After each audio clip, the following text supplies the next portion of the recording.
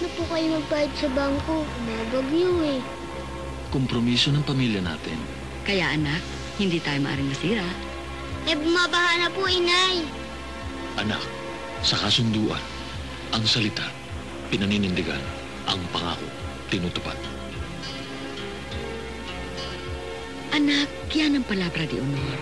Palabra de honor, pundasyon ng paniwala at tiwala ng tao sa gobyerno, ng gobyerno sa tao at ng tao sa isa't isa. Mga magulang, walang pinakamabisang puwersa ng pagbabago sa bansa, kundi kayo.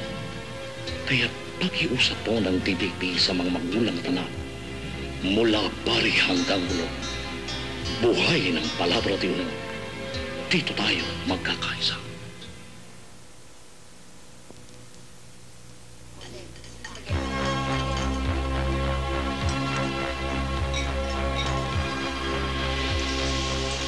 O anak, get it? May nagbayad na, Dad. Sino? Si Mr. Reyes, ayun oh. May mga papeles daw siya sa opisina mo for your final signature. June, we will return his money. Bakit, Dad? Anak, sa empleyado o sa hepe, anumang alok o pabor na makatutumi sa pagkatao, malayo pa'y dapat iwasan. Lalo na sa atin. Government official si Daddy. Yan ang delikadesa, anak. Delikadesa, ang tahasang pagayaw sa pabor, suhol, o anumang bagay na makasisira sa dangal ng pagkatao o makalalamat sa moralidad ng sinumpaang katungkulan. Mga magulang, walang pinakamabisang puwersa ng pagbabago sa bansa, kundi kayo. Kaya pakiusap po ng TVP sa mga magulang at anak, mula pari hanggang ulo. Buhayin ang delikadesa. Dito tayo magkakaisa.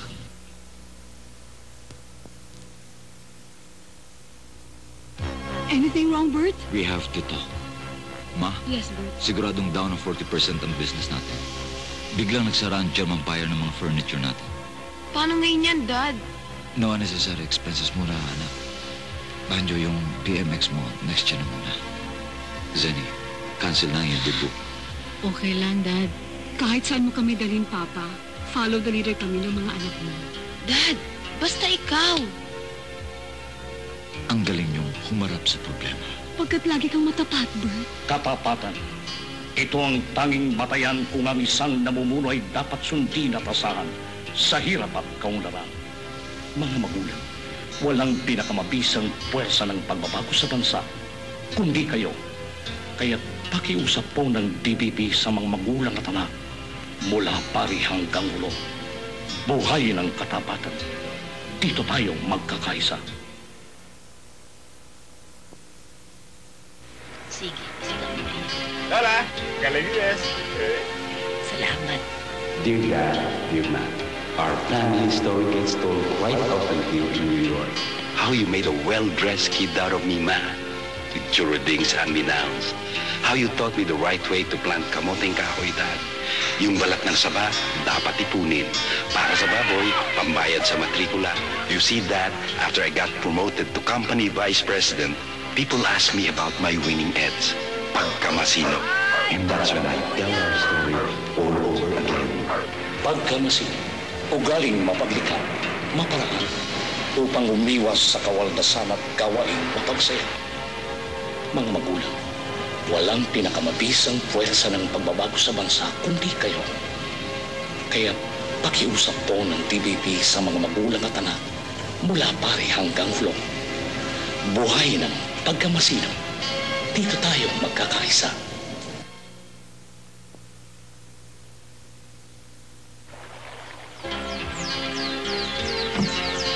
Maganda ang buhay, anak, kung may kaayusan. Sana ituro mo rin sa iyong mga magiging anak. Kaayusan saan, inay? Sa pamumuhay, ang lahat may kanya-kanyang lalagyan. May oras para sa dasal, may oras din para sa laro, sa pag-aaral, at sa trabaho. Makikita mo, anak, maunlad at mapayapa ang buhay kapag may kaayusan. Kaayusan, disiplina sa isip at gawa, nagmumula sa tahanan. Sa lipunan makikita ang taong laki sa kayusan, may paggalang sa batas at karapatan ng kapwa. Mga magulang, walang pinakamabisang puwersa ng pagbabago sa bansa, pundi kayo. Kaya pakiusap po ng DBP sa mga magulang at anak mula pari hanggang ulo. Buhayin ang kayusan. Dito tayo magkakaisa. Naku, sir! May trouble sa baba! Sip ka talaga, Sanchez! Di ko gawain yan, Maneng. Alin, pagpasok na mas maaga? Maglilinis ng tools, pagpapainit ng makina. Mga kasama! Mga kasama! Bilisan, bumukha pa rin kami tamad! Eh, puto, wala sa 8. Unit mo lang umaandar. Turo lang ng tatay ko, mga kasama. Kaya nakagawian ko na. Ilagay mo sa lugar ang kagalingan mo, Sanchez! Nasa lugar na, Maneng, bilang bagong pisor ng pabrikang to. Paano ko, boss? Kunin mo muna ang kagalingan ni Sanchez. Kagalingan ang pagkukusa na mapabuti ang kakayahan sa anumang gawain. Resulta, ang pagtaas ng uri ng produktong Pilipino na may pagmamalaki sa buong mundo.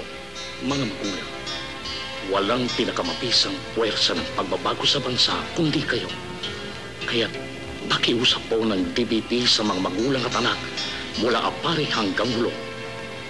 Buhay ng kagalingan. Dito tayo magkakaisa.